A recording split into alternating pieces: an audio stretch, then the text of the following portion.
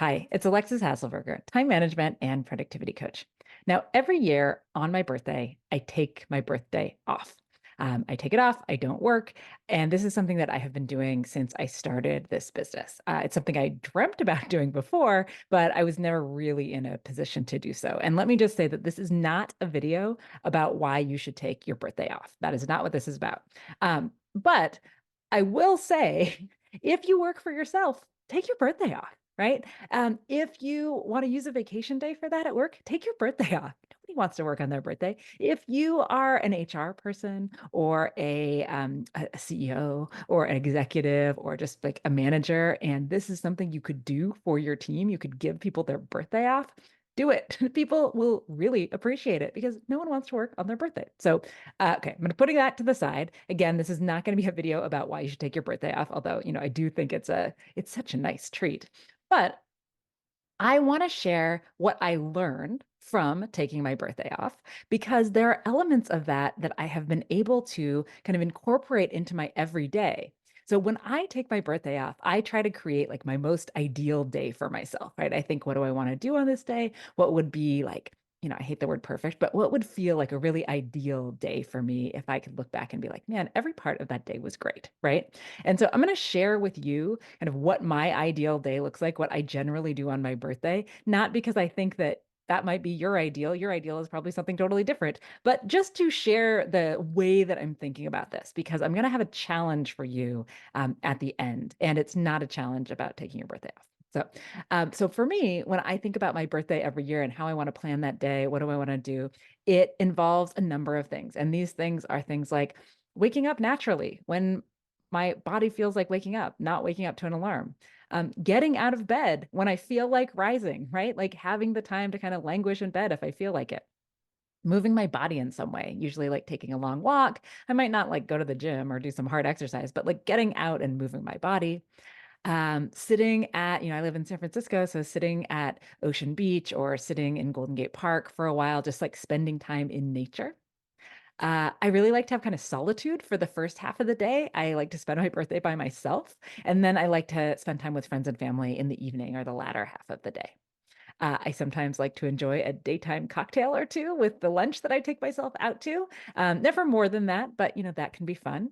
I like to spend a couple of hours doing like making types of things. So for me right now, that's pottery. I spend a lot of time doing pottery.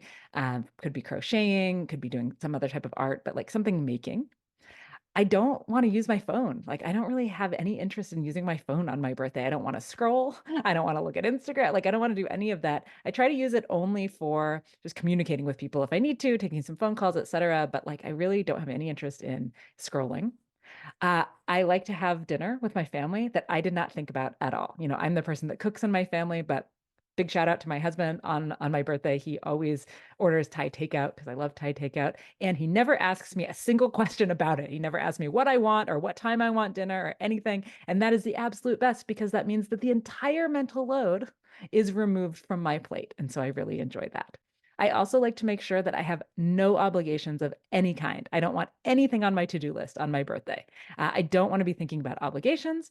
And I usually will kind of buy myself a couple of small luxuries, right? Maybe a fancy pastry that I don't think about the price tag of, or I really try not to, or like a book, or whatever. Just some little special things that I wouldn't normally get to myself for myself. So that's what I do on my birthday. And I got to thinking, well, I really look forward to this day that I have every year that I get to design kind of perfectly, most ideal way for me. But what if I could actually tease out some of these elements and figure out how to get more of them into my normal life so that I wasn't looking, I mean, I still want to look forward to this one day a year where I get to do it all, but so that, if these are the things that are making a night day ideal for me, like, why wouldn't I try to get more of them into my day? Now, some of this doesn't make sense for me to do on an everyday basis. Like, I can't really just wake up when I want to wake up because I'm a night person and I would be waking up at 11 a.m. and that wouldn't be good for my work life or my kids or anything else. So like there's things I can't do. There's things that I shouldn't do, right? I don't want to have a daytime cocktail very often, right? It's something that's fun to do on my birthday, but it's not something I would like integrate more normally into my everyday life. And I don't think that would be very good for me. But there are things that I definitely can do more of, right? Things like not scrolling on my phone. If that's what I want to do on my ideal day, then why am I spending more time doing that on my regular days? Movement. If my ideal day contains movement and walks, well, I can do that on a regular basis more often. I do exercise, but I could get more walks in, right? More being out in nature. Um, I could probably buy myself a little, small luxury every once in a while, and that would not break the bank. It's not something I don't need to wait for my birthday to do that. And so as I was thinking about this ideal day that I like to plan for myself every year, and then how I can bring this other stuff in, I got to thinking, well, why, right? Why haven't I done this? And I started doing more of it, and it's been really satisfying. And so I want to issue a sort of challenge to you. Like, even if you can't take your birthday off or create an ideal day and just take it off in the, whenever, I want you to think about what would be an ideal day for you. If you could plan an ideal day, what would it look like? What would the elements be? They might be very different from mine. Maybe you'll have some things that are in common, but they might be very different. But what are those elements that would make this kind of ideal day for you? And then, is there anything that you could pull out that you would be able to do more often than you are right now, that would make the quality of your life better, that would make you feel better about how you spend your time, right? And I think that the reason that it's sometimes important to really think about the ideal, even if we know we can't get there every day or right away, is that when we don't know what we want, very difficult to get there, right? But when we know what we want, even if we can't have it all the time, it's actually much easier to make smaller inroads into getting there, right? So this is actually something that's a broader scale of what I do with my clients on a regular basis, where we say, like, what would be an ideal schedule for you, right? And our goal is that we're not trying to make that right now. We're going to get to the ideal. That's not realistic.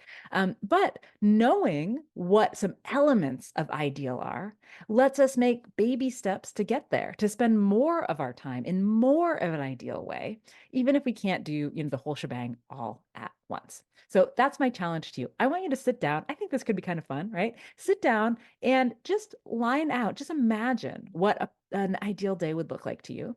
And then maybe just circle or underline like one thing that you could do more of in your everyday, and see if that would help you feel better about how you're spending your time on the regular.